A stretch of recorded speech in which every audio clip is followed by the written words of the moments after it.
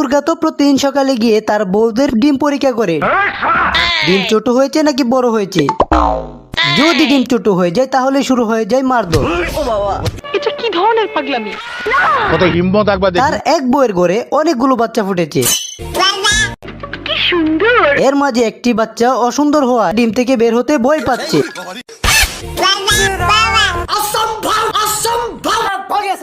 বাচ্চাটি অন্য বাচ্চাদের থেকে আলাদা ছিল, তাই তাকে মারধর করে তাড়িয়ে দেয়। দেখে তার আরেক বউ ডিমই পারিনি,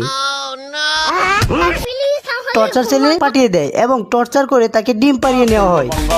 তার সেই অসুন্দর বাচ্চাটি তার বাবাকে কাজে সাহায্য করত, তার অনেক সেবা করত, তো অবশেষে তার মারই খেতে হতো। না না, কাজটা ঠিক হয়নি। একদিন এক ভয়ানক জ্বর শুরু হয়। জ্বরের সময় সবাই সবার জীবন বাঁচাতে ব্যস্ত হয়ে পড়ে।